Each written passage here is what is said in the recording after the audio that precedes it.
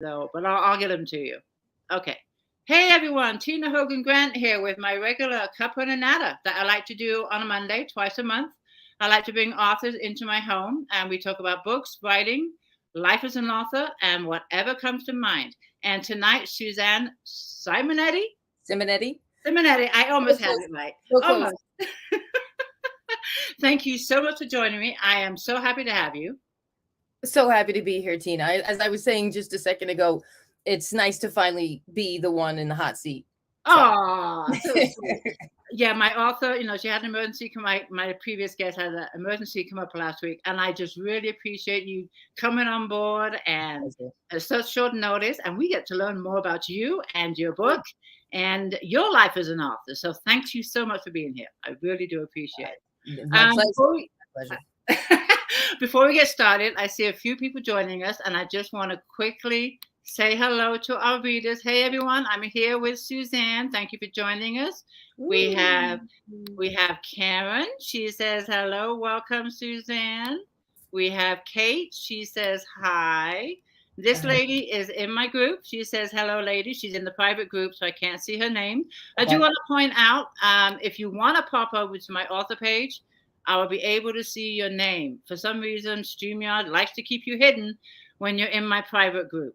So I do want to let you know about that. Karen is here. She says hello. Lori is here. A few more. Virgie is here. Hey, Virgie. Good to see you. And Mary is here. And Alicia is here. So I want to just off the bat, I was looking at your bio. You live in a place called Cape May? I do. It sounds gorgeous and beautiful and like a resort. It's quite charming. It's quite charming and lovely. And I'd love to talk about that. So, and what part of the country is it in? It is at the very tippy end of the state of New Jersey. So if you're looking at a map of New Jersey, it's at the very end of the Garden State Parkway where the Atlantic Ocean meets the Delaware Bay. It just sounds, I want to just go there and hang out with you all day. You'd actually love it. It's just really fantastic. There's no shortage of things to do. It's not just the beach. There's a lot of things to do in town, including trolley rides and it's we'll get into Cape May. So much to say about Cape May. Oh, I'm sure there is. Now you have one book out. It's called The Sound of Wings. Yes. And this came out May of 2021. Correct. Congratulations, because you are also a USA Today bestseller. That was a big win. That was a big win for me. Yeah. That is amazing. Incredible. Your first book, first published book, and you become a USA best-selling author. Congratulations. Thank you for Tina. Thank you for saying. And before we get into the book, can you just give us a little bit about your journey of becoming published, how you went about doing it? And Sure. I've always been a big reader. That's what every writer starts with. But I think it was about, maybe 15 years ago, and I was reading, as I always do, and I got to the end of a book, and I said to myself, I can do this. I can do this. It was so magnificent the way that the author tied everything up. And then I really started, instead of reading as a reader, I started reading as a writer. I wanted to understand the craft, and because it's so hard, it's so hard. So, and I really wanted to learn more about it, and I love the challenge of it. And I started writing. I found a mentor online who's Caroline Levitt. She's a New York Times bestselling author who's fantastic. And we connected, and I sent her my manuscript. She worked with me, and she said, you can do this. You're the real deal. You can handle this. And it took a long time. The first book I wrote is not published. It's sitting in a drawer, the proverbial drawer.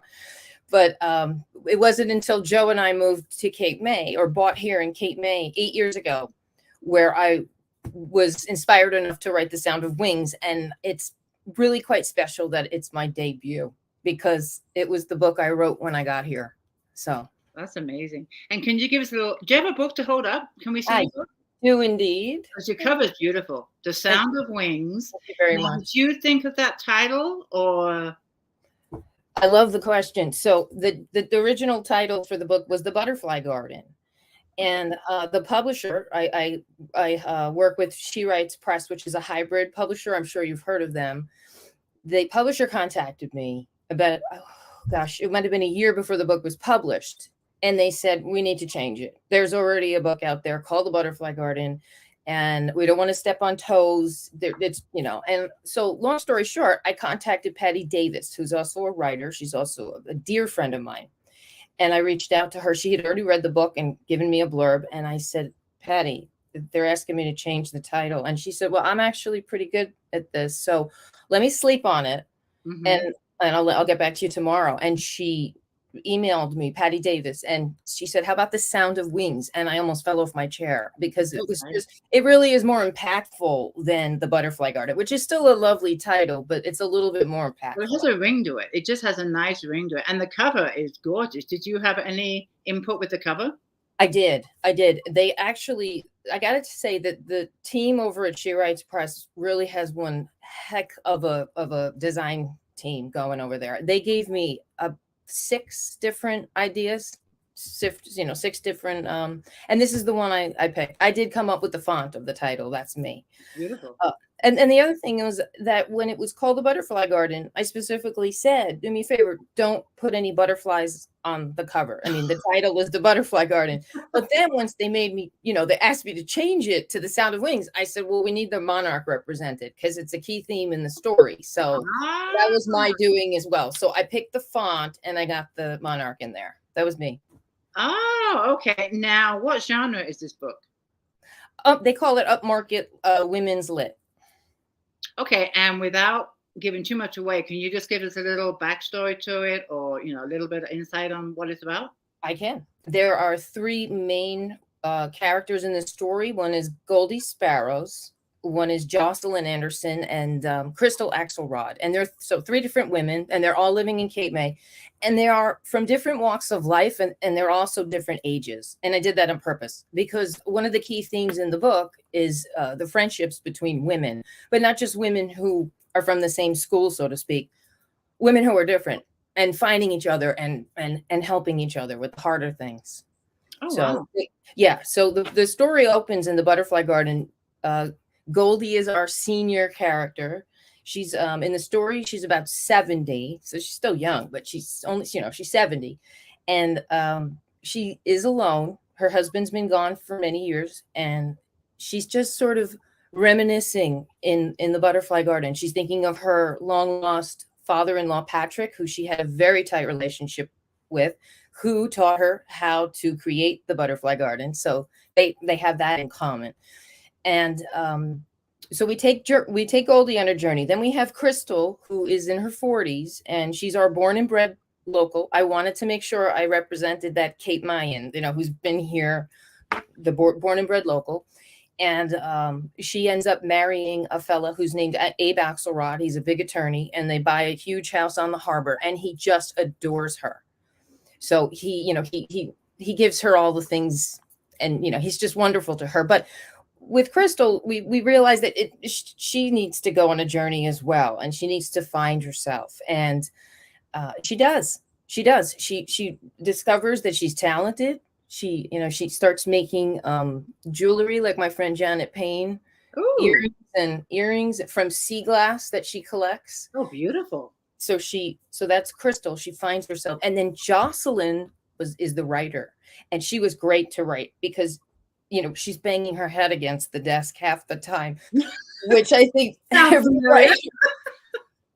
And I was even laughing because it's been quite a while since I picked up the book, but I was looking at one of the older chapters with Jocelyn, and she's just staring at the blinking cursor that's mocking her. And I warmed, and I said to myself, I got such a kick out of writing her. I really did. That's amazing. That's incredible. Yeah. So this book takes place in Cape May? Takes place in Cape May. Oh, yes. Nice. Yeah. I started writing the story when Joe and I bought the house the first summer. We were walking the beach, and I had been still working on the other book that's not published, but this story was coming to me, and I got a vision in my imagination of Crystal. I pictured that born and bred local. Right. And walking down, and I said, okay, well, what can we do here? And then Goldie, who's kind of, she's our enigmatic character. She lives in Pink Lady Victorian. She's got a boxer named Brutus, an African gray parrot, and 2 Himalayans named Laverne and Shirley. So she's got so she's got a bunch of animals. So she's a little enigmatic and kind of funky. Yeah. Now, do you use, I mean, I don't know anything about the story, but if you like have to go to a restaurant, are there actual businesses in your book that you use from Cape May? There are, yeah. And I say nothing but the best of it, because now, there's nothing bad to say. Do the business owners know they're in your book? A lot of them do. Yeah. And how's the reaction?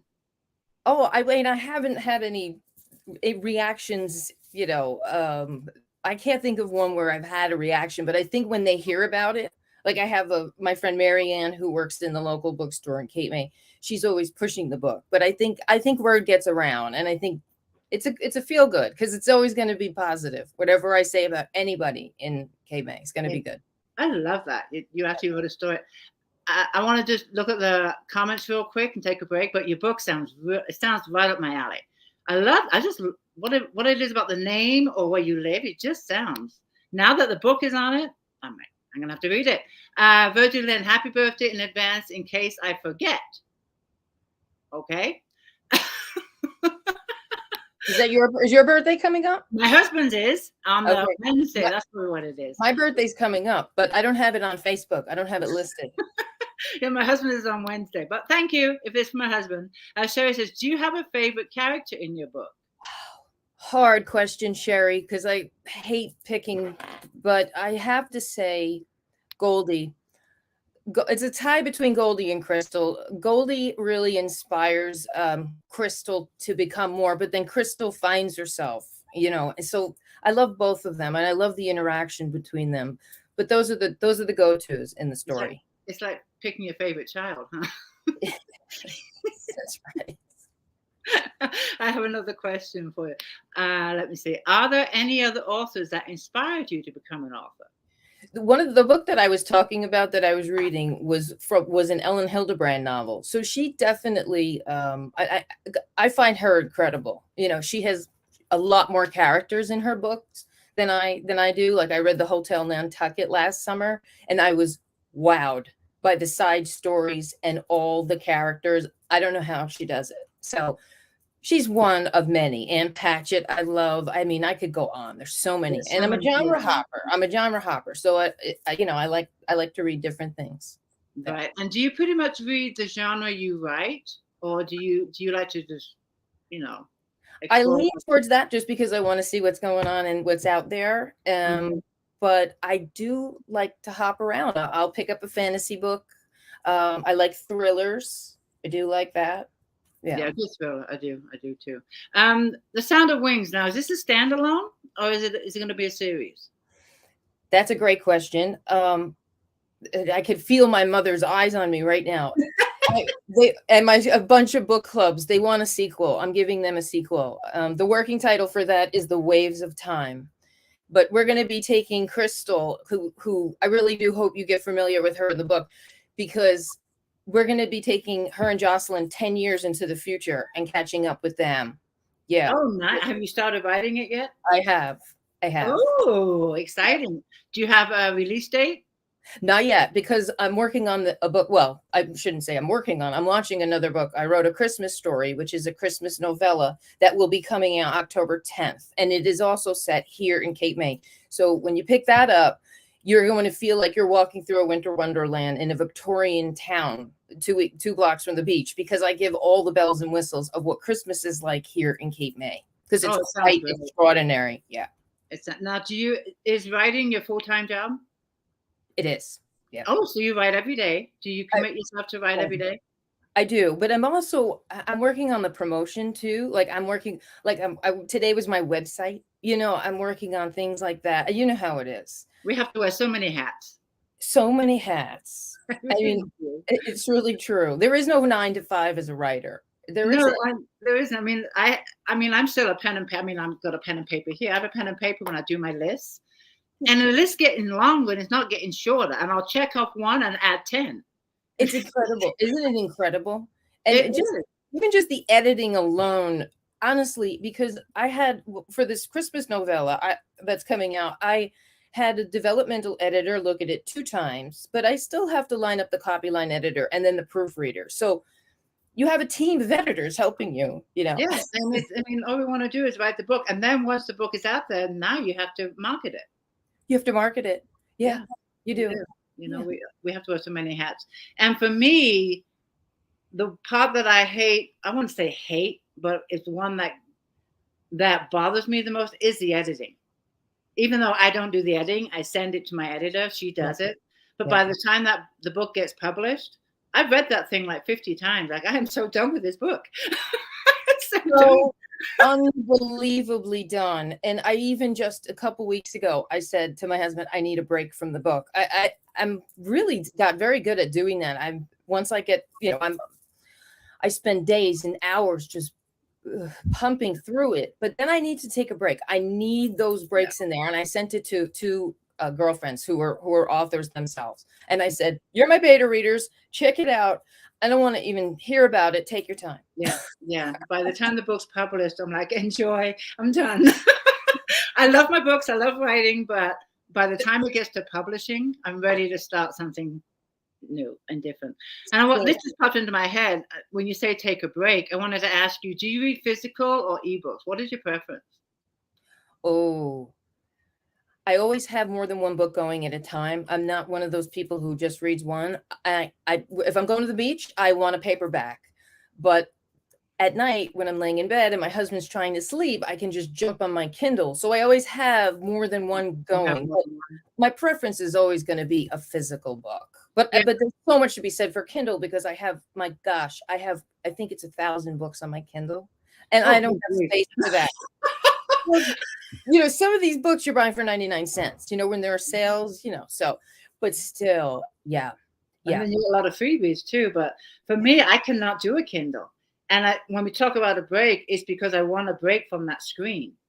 And I you know, writing on the computer, doing all the website stuff like you, it's like the book takes me away from all that. Whatever it is, I just cannot read a book on the Kindle. I've tried, but I walk away with a headache. I do not blame you. I just can't do it. I don't blame you. I'm just curious what your preference was. And then Karen, put Karen's comment up because I have a question regarding this. She says, you love the names of your characters. And I wanted to ask you, how did you come up with those names? Because the names are beautiful. I wanted them to be quirky. Crystal, I came up with because she's beautiful. She's blonde and buxom, but she doesn't feel good inside. And I wanted to give her a name that represented who she really was, which was like Crystal, because she's just a wonderful person. Goldie, I thought that was kind of a funky name, and because she's kind of funky, I gave her that. And then Jocelyn, quite honestly, my brother has a friend named Jocelyn, and it's one of the prettiest names I've ever heard. And I was like, I'm taking that. Yep, that's how I got names. I love them. Great. I need the characters based on anyone you know in town. No, absolutely not. Definitely no one in town. And really, truly, these guys are all pieces of just my life experiences, memories, people from long ago, but definitely not based on anybody. They're their own entity, and they're as alive to me as my next door neighbors. I mean, I see these women. Yeah. They're like our friends. By the time we finish the book, we know them like we know our neighbors.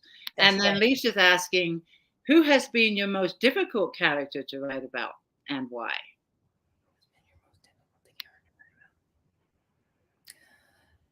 Probably Simon in the book was difficult. Simon was Goldie's husband, and he wasn't all that nice to her. And I wanted to demonstrate that, but my mentor Caroline said to me, we can't make him too jerky.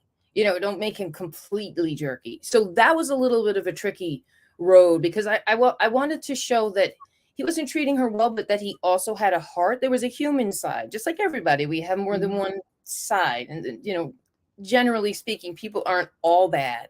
So that was a tricky character. Great question. Great question. Yeah. And then still with the character and your writing preferences, do you plot your books or are you a pantser? And second question related to this, do your characters talk to you? They talk to me as I'm writing the story. What was the first question? Oh, the plotter or pantser. I like to keep an outline, but that outline will change. I think you would attest to this. Sometimes chapters that have everything lined up, and I know that things are going to change, but I do need to have some kind of guide. I have to know where I'm going, and I need to see the story arc before I quote unquote put pen to paper. Yeah. Okay. And how about the ending? Do you kind of know how the book's going to end before you get to that point, or are you surprised? I do. But I really believe that you want to hit like the chord on those. And so those scenes I save, you know, like the really important scenes, or if I'm stuck on a chapter, I'll say, hey, you know what? I know I have to write this chapter. Let me work on that. Even if it's chapter 18 and I'm not even done with chapter 1, I will go, you know, I can hop around. Jump over? I will hop around and write scenes that I know need to go in the story to make sure that they're getting there. Yeah. Oh, I'm impressed because I can't do that. I tried that one time and it just muddled me up. Really? Yeah. So you're writing. I have to go. I mean, I don't plot my books at all. I let the characters talk to me, and we argue. And a lot of times they win. Sometimes I win, but I have to write the chapters in order.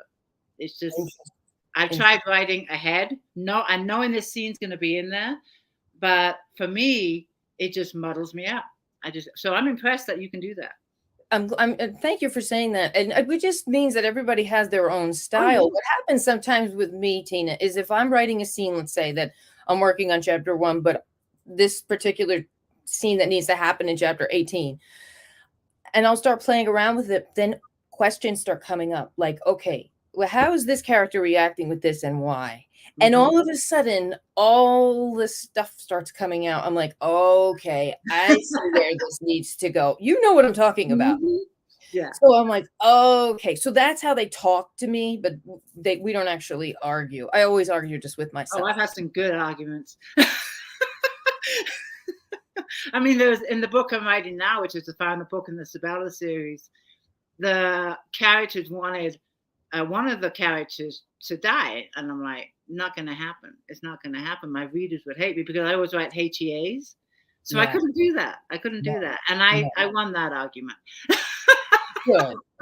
It's hard. It's hard to kill a character. It is. It is. So I won that one. But I want to just click on some more of the comments. We've got a lot of people joining us today. Yay! Hold on 1 second. I'm going to go down here. Okay, this is a good question. I'm sorry, she's in the group, so it's private. How do you celebrate finishing your book? Crying. I have a good cry. It's true. And that's what happened with this book. I was completely overwhelmed. I finished it. I made all the changes in the edits that you know, Caroline and I had talked about. And I got to the end. You know that feeling where you're like, have I really gone through everything? No. Am I really at the end? I am exhausted, and I usually have a cry, and then I take a shower. Yeah. And then that feeling when you get your copy of your book in your hands. It was that was overwhelming. It was overwhelming because you're not staring at pages on a screen anymore. You're going, oh, it's real. Oh, it's real. And it makes it all worth it. It makes all the work and hours doing this. It does. And I mean, no matter how many books you've written, for me still, every time a book goes out, it's been your baby ever since you started writing it. And now all of a sudden you're releasing it. It's like leaving, a child leaving home. It is. And getting those first reactions, it's nerve-wracking. Waiting. Sure. It's just waiting. And it's like, okay, I'm waiting, Every time I release a book, every author takes the hits. Not everyone's going to like our books. We just have to get over that and keep writing.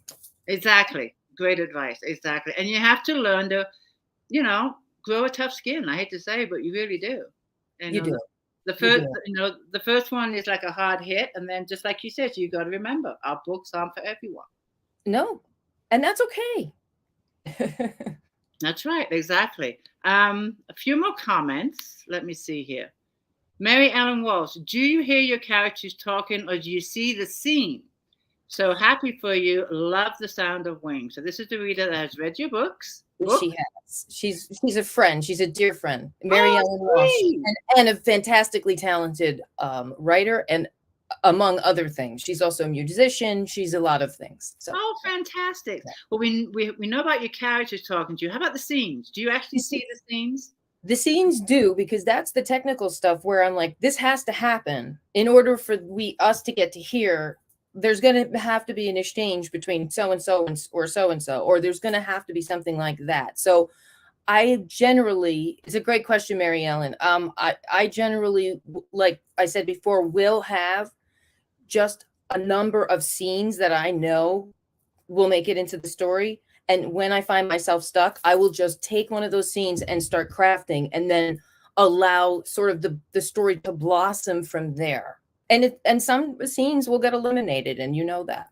You know, sometimes it's like, and I hate it when, for me, if I spent like, half a morning writing a couple of pages, and then you realize you only need a third of those 2 pages, it's like, oh. That's right. That's right. Well, it's like, but you know what? I don't delete them. No, I'll save them in my computer. Same here. I have a file on my computer called extra footage. Mm-hmm. I like to keep it. I like to see what I've written, especially because it's hundreds of thousands of words that have been deleted. Yeah, and I might be able to turn it around and put it into another book. Different characters, different scenarios.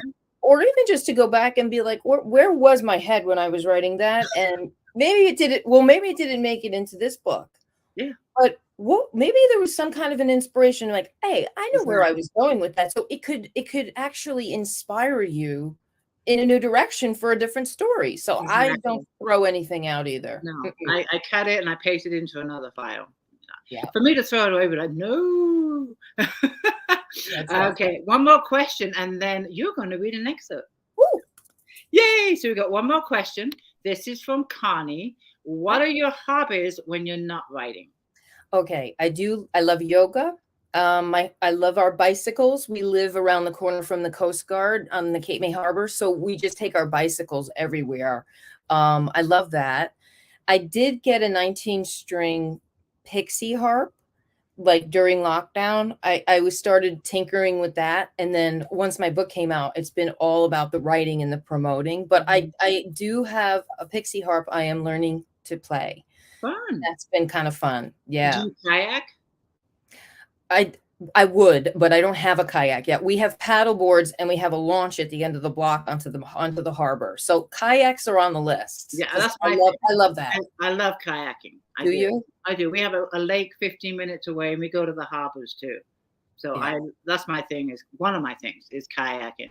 Okay, Suzanne, I'm going to hand it over to you because you are going to give us a treat and read an excerpt from your book. Okay, so I'm going to be quiet, and it's all yours. Okay, wonderful. I'm picking this excerpt, and I'll just give you a little bit of background on it. So in the story, Goldie winds up in the hospital, but she's returned home, and now she's healing at home. And she's kind of tired, and her mind is taking her just back to the summer of 1968. And so she's having like a kind of like a memory here, and that's what you're about to hear. Okay. Her eyelids fluttered. She was back in time. She could still hear the celebratory jingles streaming from the carousel and the buttery decadence wafting from the popcorn truck. The earth gives us sweeter wines round these parts. The Vinter's smile was the width of a yardstick. His sun-beaten lips curled back, revealing a rickety set of wine-stained teeth. Please, young lady, allow me. He handed her a flimsy plastic cup as he reached for a glass jug. It was the summer of 1968, the year the carnival arrived in town. Goldie drew a sip from the cup of strawberry wine, and her taste buds sprang into a jig from the sugary tartness. In her 23 years, she had never tasted anything as tantalizing or refreshing. As the minutes passed, the midday sun worked in tandem with the alcohol, warming her skin. She continued to take delicate sips, feigning polite interest, while the Vinter crowed over the technicalities and intricacies of the fermentation process. The frayed edge of the cheap cup pierced her lip like a warning as she rounded the corner of her third helping of the blush brew. Goldie couldn't recall which clique of girls she was in back then. But the overriding sentiment from that afternoon was the satisfaction of running her hands down the silky smooth flank of her white go-go boots. For a handful of years, she'd worked as a candy striper, saving her pennies for the lavish purchase, longing to emulate Nancy Sinatra's groovy onstage performance of her hit song. With each and every step of the half-mile walk to town, she was reminded of the burden that accompanied breaking in a new pair of shoes. The tender skin just below her Achilles heel was rubbed raw, leaving her with a pesky blister, her fashionable badge of honor. Goldie continued to retreat into this long-forgotten footage being played back to her like a silent movie. It struck her as interesting how certain recollections remain untouched by time. She saw herself toddling back home on bare and bloodied feet with her precious go-go boots cradled in one arm, lugging a bottle of strawberry wine in the other. That scorching summer day at the carnival back in 1968 was the beginning and end of Goldie Sparrow's short-lived romance with strawberry wine. Like most mementos from the past, she wondered whatever became of those beloved go-go boots. But more importantly, she pondered the whereabouts of that long-gone innocent girl with a head full of dreams and a seemingly endless stretch of roadway at her blistered feet in the decades she had yet to travel. I love it. I love the descriptions. It was fun writing that scene. It was fun writing that. And I love your voice when you read. You have a great reading voice. Oh, that's so kind of you. Thank you. You really do. I love the passion you put into the voice. Your book's available on audio, correct? It is. Yes. Blackstone put out the audio. Mm-hmm. And it's on Amazon and it's wide. It is wide. And it's, yes, on Amazon. Oh, yep. Everywhere. Yep. How about Kindle Unlimited? No? It's not on Kindle Unlimited. No. It's wide. Because it's wide. I do want to put up some comments from your reading. We have Tina Rose says, sounds good. And Karen says, very passionate while reading. See? Your voice is beautiful. You have a great reading voice. Thank you. Did you narrate this book? I did not. No. Blackstone bought my rights and they hired 3 professionals. I would have been overwhelmed to try and read this whole book. Yeah, I couldn't do it. I don't have the patience. I mean, for the editing part, if your tone is off in just one, you have to go in and edit it. And I couldn't do it. I mean, my hat's off to a narrator. I don't know how to do it. Hi, Tina and Suzanne. I'm actually on the wrong one, but hello. And then another one says, great reading voice. Mm-hmm. Virgie says, awesome reading. I just want to pop these up because it was beautiful. And your book sounds great, by the way. Oh, thank you. It really does. I'll send you a copy. Oh, I'll trade with you. I'll send you a copy of mine. How's that? Yay, well, I love doing that. A question for you regarding your book. Does your family read your books? They do. My mother loved the story. Yep. And my brother did, and my sister and my stepfather and my husband. Yeah, they do. Oh, great. So you got great support from your family. This is your first book, came out in 2021. Yep. What did you do before you became a writer? I was in the corporate world. I have a BS in marketing, and I was in the corporate world for years, and then met my husband, who has his small business, like a small sewer and drain business, and I started doing the marketing for him. I also did, a lot of people don't know this about me, I did a stint for 9 years as a personal trainer. I worked in a gym, and I loved helping people. I loved staying athletic, and it was a really fun job for that time in my life. Wow, look at you. Now, has any of these things that you've done in the past come up in your book? Do you put traits of yourself in your book? A lot of authors will drop, little parts of their lives in the book. All the women are different from me, but there are pieces of me in every one of them. Yeah. Yeah. Yeah. I think we all do. I think we all drop pieces of our lives in the books. I think we really do. My dad, I think I said this before, he was a science fiction author. And he had 36 books. Sadly, he passed away too young. But all his characters drank Guinness. Every single book, 36 books. All his characters drank Guinness. I'm like, Dad, you need to change these drinks a little bit. He goes, but I like Guinness. I'm like, I know. But he had all his characters drinking Guinness. I thought that was really cute. It's adorable. It's adorable. It is. So your next book, that you're working on right now. When did you start writing this book? Oh gosh, I started writing that October. It's a novella, so it is 30,000 words. The Sound of Wings is 80, so it's, you know, it's a little shorter. But I accomplished what I needed to accomplish as far as getting the story out. I wanted to tell a story about a family in, you know, in Cape May at Christmas time, and bring out all the beauty of the holiday season that we have down here. And it's going to be out by Christmas, you said? It's going to be out by October 10th. It's on beyond the Just in street. time for Christmas. Yep, 10/10. Oh, I'm excited. And then, okay, so that's a novella. And you have The Sounds of Wings. Yeah. Will there be a book 2 to continue on with The Sound of Wings? Or I think the next one is going to have to be The Waves of Time, which is the continuation for The Sound of Wings. I need to get back to those characters and sort of finish their story. I mean, not that it wasn't finished, but people I hear this a lot. They close the last page and say, I wanted more. I wanted more. I wanted it to keep on going. So I feel like I need to provide that. And I miss them too. It's been a while. It's been quite a while since I've danced with them. So I'm kind of excited to get back to that. And I like the fact that the readers let you know and they want more. I think that's how my book turned into a trilogy. It's because the readers wanted more. So smart. That's the highest compliment anybody can pay you, Tina. Mm-hmm. Yeah, and the support that our readers give us, whether it be sharing our work, commenting on our work, it's just amazing. These people that are here tonight, they're all here because they love your work, they love what you do. The genre that you write, do you think you'll ever write another genre? I am thinking about doing a romance series. I am. I'm thinking about it. I have to ask, will it be steamy? Not too steamy. Not crazy. No, it'll be appropriate. Like, it'll be steamy, but nothing like erotica. I don't know if there's a lot. Yeah. Yeah, I hear you. Mine's steamy, but it's not erotica. Yeah.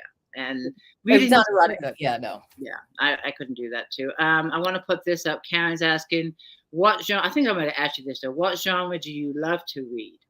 I do like reading upmarket women's fiction, the beach read. I do like to see what's out there and how creative people are getting or not creative they're getting. I like kind of like to keep my finger on the pulse. So that's kind of where I lean. Right. And when it comes to your writing space, Erilee likes to ask, is asking, do you have noise or no noise? Do you like music, background, silence? I usually am silent. I will tell you what I have going. This is kind of interesting. Some authors go by word count. I do not. I discovered this a few years ago. It's called the Pomodoro effect. And it's basically like a kitchen timer. And I set it for 25 minutes. And I have an app on my phone, so I do it that way. And I will, one Pomodoro is 25 minutes of uninterrupted writing time. And then by the end of the day, let's say I'm editing something and I've removed 500 words. If I went by word count, it doesn't sound like I'm getting very far. But if I go by the quality instead of the quantity, then I can say I did 6 tomatoes today, which means, so so my husband will say, like, if he says, how's the book going? At any time, I mean, I don't even know what my first name is sometimes when I'm really in the thick of it. So how's the book going? It's hard. It's just really hard. But I'll say to him, I got 8 tomatoes done today, or I did 4 tomatoes before, and then he'll be like, okay, so he'll know how I'm working. So one tomato is like 25 minutes. 1 tomato is 25 minutes. And so what I will hear, to answer that question, what I will hear is like click, click, click. I hear the ticking, which doesn't bother me. I keep it down low. But there have been times where I'll put on light guitar music in the background, but there certainly can't be anything with words, just light. Has to be light music. Yeah, I have to work in silence. I can't work with any noise. But this procedure that you do, the 25 minutes, so I'm intrigued. So you write for 25 minutes. How much of a break do you take before you start another 25 minutes?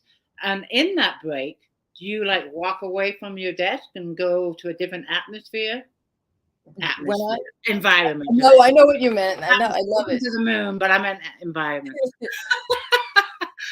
It does depend. It depends. So when I was in the thick of getting out this particular novella, like these past few months, when I hear bing and the 25 minutes are up, I'm like, yep, next, next, next, next. So I could just be going right into it. But I really do try and stand up and move around, because you can't sit down all day. You got to move around. And I see a lot of people saying that it's interesting, but what I want to say is they can apply this to their own jobs or whatever they're working on. If you're doing something and you want to get something done, you apply this Pomodoro technique and be like, well, I did 4 tomatoes. It doesn't have to be writing. It could be anything.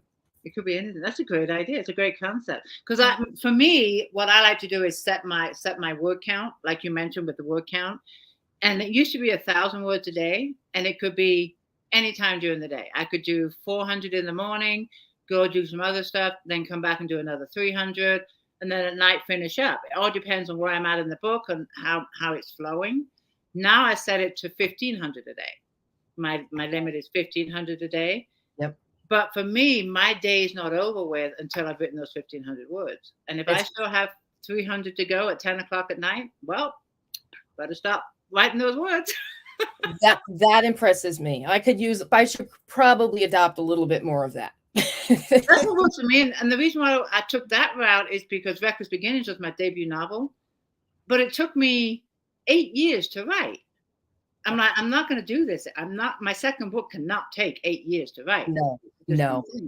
And they always say the second one is the hardest. And I forced myself, and I said, the marketing came to me, the writing came to me. I left my book club. I had met with the local book club here in Cape May, and I had such a good feeling from them.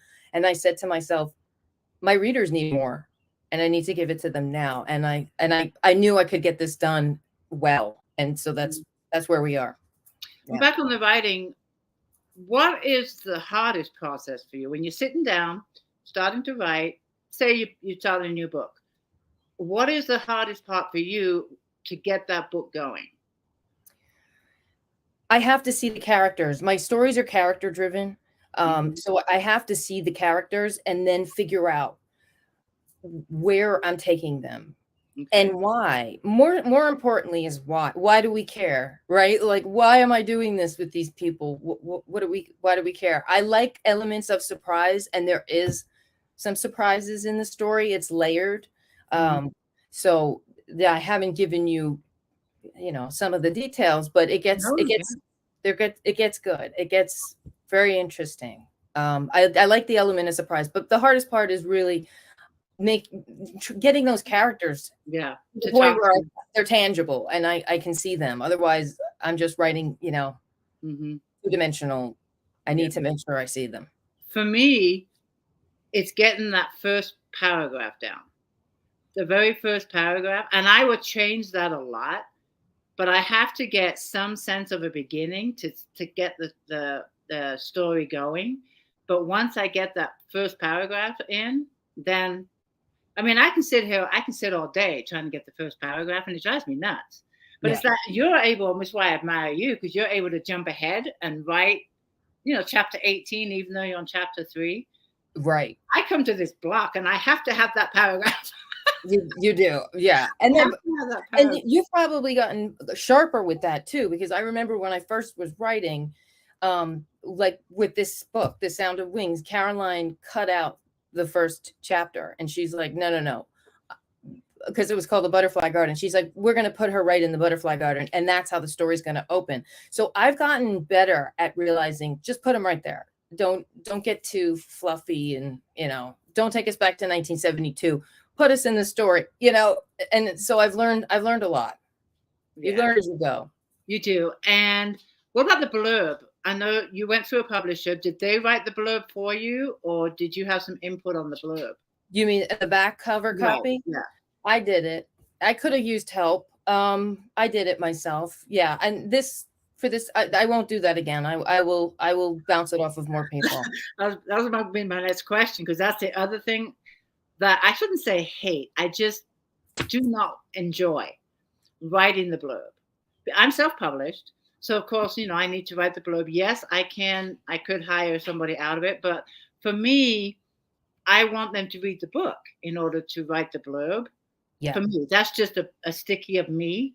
And a Yes. lot of them don't. They just want an outline of the book, the plot of the book, Yeah. and they'll write the blurb. So for me, I just have a hard time. Like, well, no, I'll do it. But for me, but the blurb is like 250 words. It's like, how can I condense, Yes. a 50 or 80,000 word book into 250 words where it grabs the reader? You're not giving anything away, but they want to pick it up and they want to read more. And True. that And for me, it's not easy. And there are so many books, there are so many resources available to us as authors. And I just read one recently where it was just about this, blurbs. And I think I don't know if it was Brian Cohen. I could look it up and tell you later, but I just read this. It was a quick read on blurbs, and he totally changed my novella. I changed the back immediately. I was like, okay, I see what I need to have here. Like, I see how I need to alter this. It's not supposed to be like just a description of the book. Right? It's supposed to be more of like a selling. Well, you're supposed to. Well, yeah, it's your billboard. It's your billboard for your book. It's your stage. And usually the habit of a reader, and correct me if I'm wrong, readers, but the habit of a reader is a cover. I mean, they say don't judge a book by a cover, but a cover is what's going to attract a reader first. That's right. And they pick up that book because there's something about that cover that pulled them in. And normally the reader will turn that book over and start reading the blurb.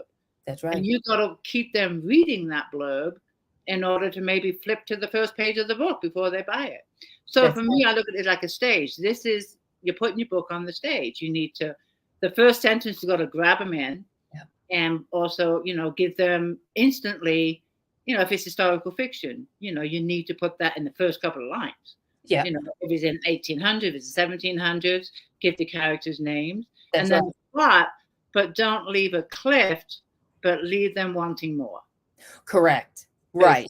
And that's what I've learned when I've written my blurbs. Very good. Trial and error. Trial and error. It is trial and error, but it's one of the parts of the book that I will leave to the very last. And when my cover designer calls me up and says, Tina, I need your blurb for the book. But, okay. I'm on it. Yep. And I have a cover for the Christmas novella. The design has been in since February, but I have not given her the back copy. Yeah. So for me, but we love writing the books, but there are parts of it that just like, I saw a question here I wanted to pull up. Okay. It's an agreement. Yes, a cover is what makes me pick up the book. And even though they say, don't judge a book by a cover. We do. I'm not critiquing any particular book at all. But one of my pet peeves about a book is if the cover does not represent the book. Yeah. That I'm not going to give any books away or say any book titles, but I'll read a book and then I'll look at the cover and go, now what did that have to do with the book? It happens. It does happen. It's true. It's just one of my pet peeves. For me, it's like false advertising. That's right. Right. And to that end, it could be the blurb. It could be the blurb that got you to read it. And then you're like, that didn't really flow, right? No. Yeah. The beautiful covers do help. Karen says, I love reading the blurbs that sometimes help me choose my next read. For me, that's the second important part of the book. It really is. It absolutely is. And for me, when I'm looking at a book, and this I just explained, I'll look at the cover, I'll look at the blurb, and I will actually read the first paragraph of the book before I decide to buy it. And I think that's why I'm so hooked on the first paragraph of my book. Because if that first paragraph of the book that I'm thinking about buying pulls me in and it's sold, those are the three things I look for in a book. And it's funny because I'm tightening. I'm getting the Christmas novella to the line editor, but I am tightening that first paragraph. Total full disclosure here. It's just not working. It's just been there for months, and I'm like, this needs to be revamped. One of my author friends helped me with that. She's like, so. Do you? A lot of writers, I do not. A lot of writers have like a writing meet or a forum or a Zoom meeting. They meet together, they critique their work, They share their work before it goes to publication. Do you do anything like that with other writers, I authors? don't have anything like that going other than sending it to friends who have written books, but I'm not against it. I'd be open to that. I would be open to that. I think the critiquing helps and it makes you a stronger writer. It really does. And we have one locally up here in, well, actually, it's 12 miles away, Pine Mountain Club. They have a writing group. And it's one I've been wanting to go to. It is in person, it's not on Zoom. Yeah. My issue is time. And whether that's an excuse or whatever, it for me is just time. We talked about this earlier. We have so much on our plate. Yes, I would love the feedback from other authors. Yes, I would love to hear others authors' work, what they're working on. But it's 2 hours out of my day. It is. And it's also, let's be honest, it's psychically draining to sit there. You're just sitting there typing, and that's what people think you're doing. But it's exhausting work because you're living inside this story world that you are creating as you go. And I tell my husband, it's like climbing a mountain, but made of sand that I have to keep putting the sand up. And that's what it's like. It's like you're just adding more sand to a mountain I'm climbing up. It's challenging, and it's tiring. So, yeah. It is. Yeah, for me, it's a time. And I mean, I love meeting other authors and stuff like that. But to sit in a room for 2 hours, I think it's an hour and a half. But then you think of the commute. It's like, I just can't do it. I just can't do it. No. Even on the Zoom, it's still an hour. It's 1 hour. And the Zooms for a while, I got a little zoomed. I got burnt out from the Zooms like in 2020 and into 2021. I was fried. Yeah, I was tired of this.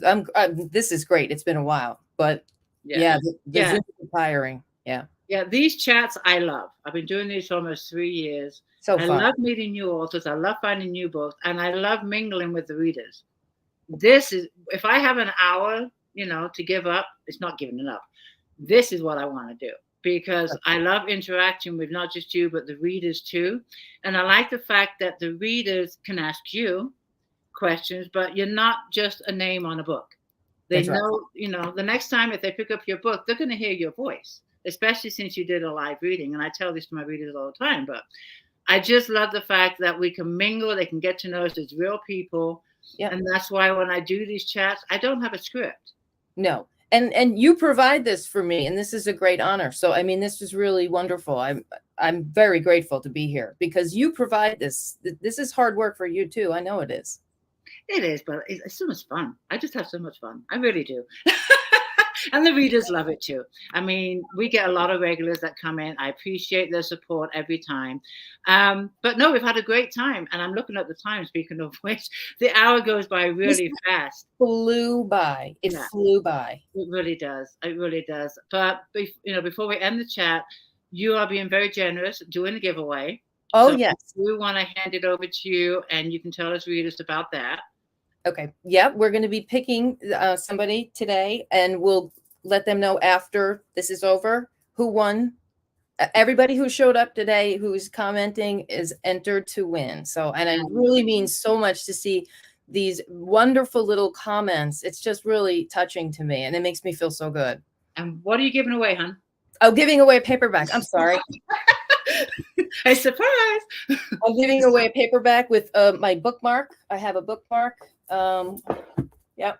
Yeah, I do. I have a bookmark. And it will be signed. Yep. And the book is going to be signed with some other goodies in it. Yep. Excellent. Thank you so much. And I do want to mention, because there's so many comments, I can't get to all the questions. So I am sure that we've missed some questions, and I apologize to readers if we did. But if you have time, and we're all busy, but if you have time to just browse the comments. Happy to. In the evening, in the author page and in my group, because they get divided once we're not live. I got you covered. We missed. And then the other thing is that I do a regular giveaway with this, and I'm giving away a $5 Amazon gift card. Right. And to be entered in that, you go to my author page and you share this video. And you share it to your greeting groups, on your personal page, on wherever you want to share it, Instagram even. It's up to you. But do tag me so I know that you shared it. And anyone that shared the video and tagged me is in the drawing for $5. So there we go. Suzanne, this has been a pleasure. So much fun. Thank you so much for having me, Tina. Well, when your next book comes out, message me and we'll get you back on. And I want to do it. I'll be wearing a Santa Claus hat. Yay. And then tomorrow, you readers, if you like hearing the podcast, this will go not live. It will be uploaded to my podcast tomorrow. And I will post the links in my group and on my author page. Thank you, everyone, for a good night. And readers, thank you for your support. And Suzanne, thanks for being here. Thank you, Tina. All right. You take care. Good night, everybody.